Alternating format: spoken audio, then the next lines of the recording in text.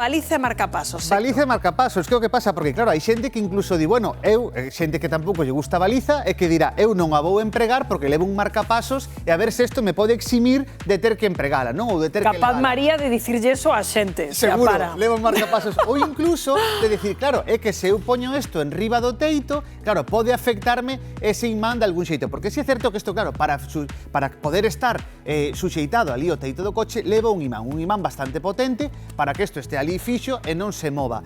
Cal é o problema? Que claro, aí sigue a confusión ven de que as persoas que levan un marcapasos implantado ou ven un implante coclear ou un implante de neuroestimulación, calquer tipo de implante dentro do corpo que teñe que funcionar de xeito electrónico, pode interferir cos imáns. Pero, ollo, non cos imáns da baliza. Claro, para que realmente esta baliza afectase o marcapasos, teríamoslo que colocar xusto directamente no peito en riba do marcapasos. Claro, a ver, a baliza é para colocar no teito, non no peito. Entón, claro, realmente non penso que non haberá ninguén que xusto coloque encima do marcapasos. Pero, Héctor, que pasaría nese caso? É dicir, se colocamos a baliza V16 por riba do marcapasos, que pasa? Pois mira, temos aquí precisamente isto que é como un marcapasos, e que este que temos o corazón, e leva dous electrodos colocados directamente sobre o corazón. É un aparatiño que vai metido debaixo da pel, non se ve a simple vista, vai metido debaixo da pel, e claro, se nós, por erro ou polo que sexa, colocamos directamente a baliza sobre o marcapasos, que vai ocorrer? Que temporalmente, mentras estean así pegados directamente a baliza sobre o marcapasos, ese marcapasos vai deixar de funcionar. Vai funcionar dun xeito erróneo, pero en canto afastamos, volve a funcionar de xeito normal. É dicir, canto poñemos por encima, deixa de funcionar, pero tampouco supón un risco de decir, en canto pego, vaime dar un infarto. Non, isto non funciona así. Si é certo que en canto pegamos vai alterar o seu funcionamento, pero unha vez que o afastamos, volve ao seu funcionamento normal. A persoa que leva o marcapasos, por exemplo, aquí, porque adoitase poñer debaixo da pel, non? Cos cables directamente no corazón.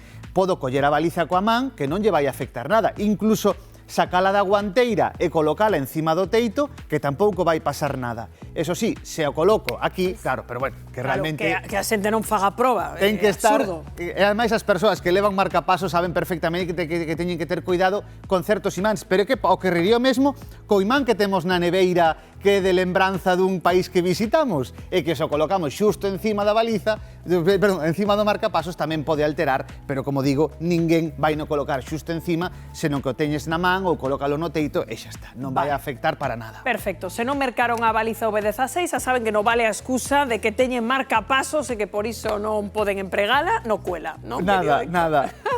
Vale, e hoxe queríamos falar tamén, aproveitando que haberá moito cativo na casa aínda, porque ata mañá non volven ao cole, desas bolsas de sílice, non? Como a esa que tes aí, a ver, amosa para que a xente saiba de que estamos a falar, non? As típicas bolsiñas que veñen dentro, moitas veces, de caixas de zapatos, de moitos agasallos que deixaron os Reis Magos, e que dentro veñen con estas bolsiñas que fan así, este ruidiño, e que están cheas de bolas. Que pasa? Que os nenos encantanlles, porque claro, en canto as abres, dentro hai un montón de bolas de boliñas coas que poder xogar, coas que tal. E que pasa? Que estas boliñas moitas veces acaban na boca. E non é dicir, pero tráganas, e xogan con elas porque é un motivo moi habitual de consulta en urxencias a inxesta deste tipo de bolas, porque asusta moito. Por que? Porque na propia bolsa, ademais, pon non inxerir, non tragar, perigo, tiralo. Entón, claro, se ti ves que o teu cativo tragou estas boliñas, pois claro, asustaste e vas correndo urxencias. Claro, pero que son estas boliñas? Son tóxicas? Que levan? Pois estas boliñas o que son, levan gel de sílice, é dicir, están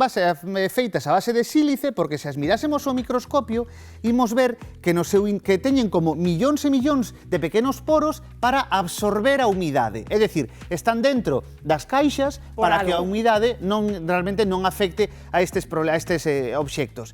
Pero se a tragamos, se o neno, por exemplo, as traga, non vai desecarse o neno, non vamos a absorber toda a humidade que ten o neno e absorbelas estas boliñas. Se un neno as traga, que facemos? O primeiro que imos facer é retirar, se ten algunha todavía na boca, se ten por ali algunha boca que podemos ver, quitamos estas boliñas da boca para que non siga tragándoas, e logo imos vixilar se o neno respira ben, porque claro, ao final, isto pode ir tamén ao aparato respiratorio e pode haberse atragantado. Se non está atragantado e respira ben e simplemente as tragou, non temos que asustarnos, non temos que ir correndo a urxencias, porque non son tóxicas. É dicir, non son comestibles, non se poden comer, pero tampouco son tóxicas. Ollo, sempre que sexan transparentes ou brancas. Por que? Porque ás veces este tipo de boliñas que vemos nestes aparellos de xel de sílice ou incluso nestes recambios que son ás veces para o baño, para absorber a humidade do baño, se son transparentes e son brancas non hai ningún problema, pero ás veces os fabricantes botanlle, por exemplo, algún tipo de colorante, ás veces pois vemos que son laranxas ou que son verdes. Por que? Porque fan isto para que en canto absorben humidade cambien de cor e nos subemos que xa está, que xa o aparello este xa acolleu a máxima humidade e cambiaron de cor. Nese caso, se estas boliñas teñen un cor que non sexa nin branco nin transparente, aí sí que hai que chamar ao Instituto Nacional de Toxicoloxía ou ir a urxencias, porque entón sí, ese producto químico sí pode alterar a saúde do noso neno. Nese caso hai que ir a urxencias, só nese caso. Só en caso de que non sexan brancas ou transparentes, pero xa che digo que a grande maioría son ou brancas ou transparentes. Pois mensaxe tranquilizador, e quero repasar rapidamente contigo, Héctor, outros obxetos que poden estar a man dos rapaces nestas horas, nestes días, e cos que os pais teñen que ter cuidado na casa. Pois mira, temos por exemplo aquí as pilas botón, porque ás veces, claro, os xoguetes que teñen na casa, pois ou ben cambiei a pila e deixeina por ali, ou collenos tomando a distancia, e tamén a inxesta de pilas é algo moi habitual nos nenos pequenos. Gústanlle, son pequenas, son como caramelos e acaban dentro. Aquí sigue é unha emerxencia. Por que? Porque a pila leva produtos químicos. En canto esta pila entra en contacto co sistema digestivo do neno, empeza a liberar ácidos que ademais en cuestión de horas pode incluso perforar o estómago do neno.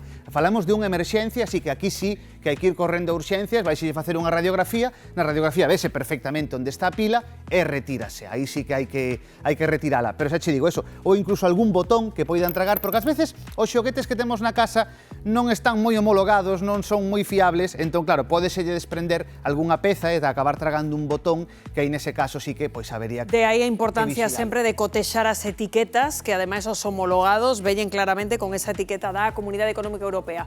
Moitas grazas, querido Héctor. Un placer, como sempre.